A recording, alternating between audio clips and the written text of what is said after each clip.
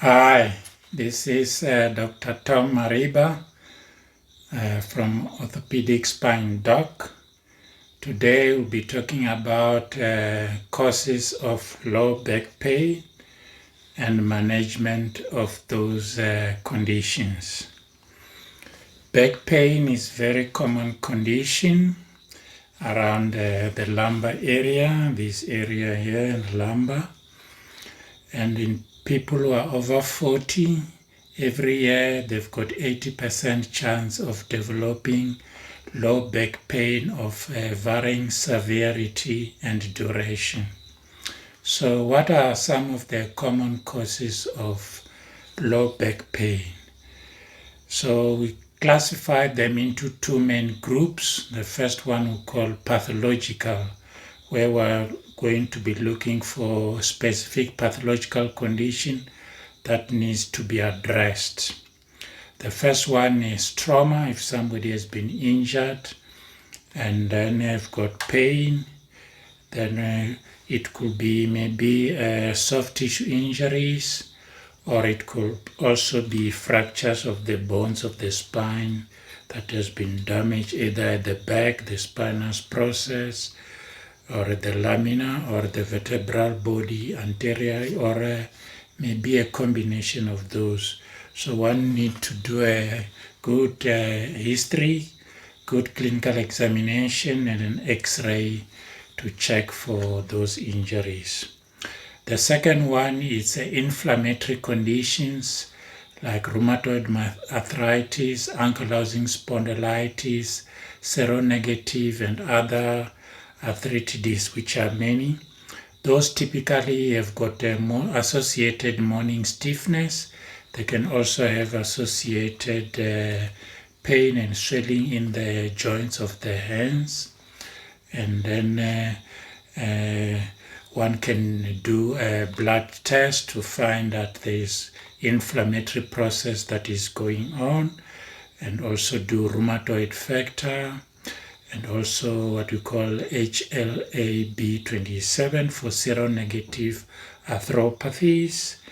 And then if you find a condition, then you treat it accordingly by a rheumatologist together with an orthopedic surgeon and a spine surgeon like myself. The third condition, pathological condition, is infection. So some people can have infection of the spine, which is not very common, but in patients who are immunocompromised, like diabetes and on anti-cancer drugs, on steroids, they can have immunity down, they can have infection of the spine, typically in the vertebral bone, call it osteitis, or some cases just the disc between the bones, discitis, which is important. And in developing countries, tuberculosis of the spine is relatively very common. Then the fourth one is neoplasm, or a cancer or growth in the bone.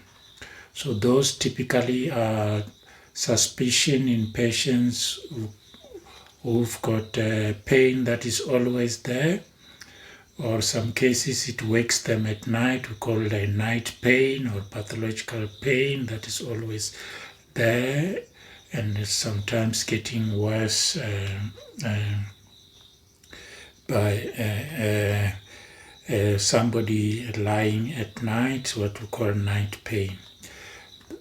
And then and also people who are over 60, 65 years, who are worried about metastatic lesion from other areas that might have primary cancers, like the prostate, like the kidneys, like the bladder, like the gastrointestinal, like the lungs, like the thyroid, like the breast in females, and so on. So those would be some areas to check with. The second group is what we call degenerative process. So this is age-related changes. that we'll see typically in the disc itself, losing water as we grow over 40 years, and then it tends to collapse. It gets to be weak, like we have it here. So it loses water, then it collapses, and as collapse, it might impinge the nerve that is coming on the, we call it a neuroforamen. So the spinal cord is here, and every level there's a nerve coming out to the right and one to the left. We call them nerve roots. And if the disc is losing water and it's collapsing, or we say disc space narrowing, there's the neuroforamen gets narrowed. Sometimes you have got back pain and pain going down the leg. We call it sciatica, or a nerve pain that is going down the leg, because it's irritating the nerve that is coming down from the spinal cord that supplies sensation to the leg, and also allow for the movement of the limb. The sciatic nerve, for that reason, is commonly called sciatica. Some call it a pinch nerve, which is very common. The other area could be arthritis that is being formed, and they call them for these joints, facet joints. There can have pain, and typically the pain gets worse on extension. There, then we'll suspect that pain is coming from there. So those things. So the most common ones we see in people who are over 40 is usually degenerative changes. So loss of water in the disc, called disc degeneration, and the disc can collapse, and it can give impingement of the nerve as it comes down, causing sciatica. Can also have osteoarthritic changes. We call it spondylosis of the facet joints at the back. Can also give you pain, like we said, pain on extension. So how do we manage this condition? And the majority of patients can be treated conservatively. So one, you have to take a very good history, thorough clinical examination, and then do a baseline x-rays, see if there are changes that can be seen there. And then if the history, clinical examination, and x-ray findings point to one thing, that's how one then could then make a diagnosis, of which the most common is disc degeneration with nerve root impingement, giving you sciatica. And the treatment there, more than 95% can be treated conservatively.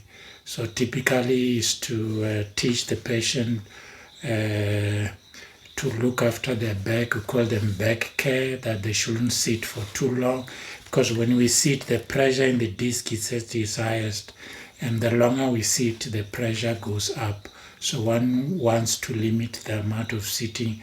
So certainly maybe every 45 minutes to an hour to stand up from a sitting position if you're waking, and to walk around 5 minutes, 10 minutes, or if there's space where you can lie down for 5-10 minutes, that allows the pressure in the disc to come down, and then you can then go back to work. The next thing is to give anti-inflammatory. Anti-inflammatories like Brufen, diclofenac, and many others. They work in the sense that they reduce inflammation that we find between the disc and the spinal cord, and between the disc and the nerve root that is coming. So somebody with pain in the back, and the pain maybe is going down the leg, and if it's the neck, it's going down the arm. So one of the causes of pain is inflammation. So anti-inflammatories helps to do that. The second thing is to give drugs that will calm your nerve down. And the drug of choice there is Lyrica. It's got a generic now, Nurica. that usually we give 75 twice a day as a starting dose. Alternative is carbamazepine or Tegretol or Degranol, which is also used for epilepsy, but is also a drug to be used for nerve as an alternative to Lyrica. And then the patient also, we advise to do exercises, and exercises just walking. And typically, if the pain is worse, we just advise you just do gradual exercises. The first week, because it's too painful, you just walk in the morning 100 meters, and then during midday another 100 meters, in the afternoon 100 meters. And then the whole week you are doing that, and usually the body slowly sort of accommodates or adjusts to that. The following week you do 200 and so on and so on. And the aim is to eventually be doing 5 kilometers per day. And exercise is very good because it strengthens the muscles at the back and the muscles in front, and that helps to sprint the spinal cord, to support the discs that are losing water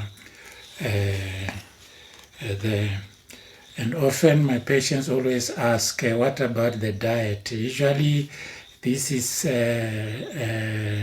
changes related to aging process, which in some cases where it develops early, there might be some genetic factors of which you cannot do much, but exercise is quite important, like we said earlier. What about diet? Long-term studies have found that the diet that's rich in vitamin C might be able to reduce how much arthritic changes will deteriorate over time, so it can limit the severity of deterioration of arthritis. So we said things like oranges, type things, those said a diet that is rich in vitamin C, and also advised to you for the use of foods that are rich in antioxidants, the colorful foods, beetroot, carrots, tomatoes, that type of thing. And also supplements, glucosamine and chondroitin sulfate. They are the building blocks of cartilage and discs. Studies shows that it's only a third where there might be very helpful, these supplements of chondroitin sulfate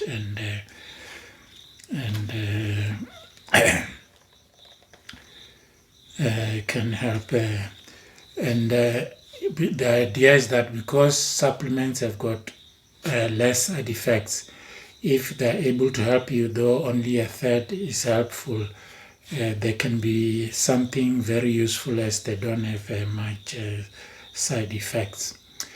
And then the other pathological condition have to be treated accordingly: infection, neoplasm or cancers, inflammatory arthritis or fractures have to be treated according how they look like by the spine surgeon that will be treating. Cheers.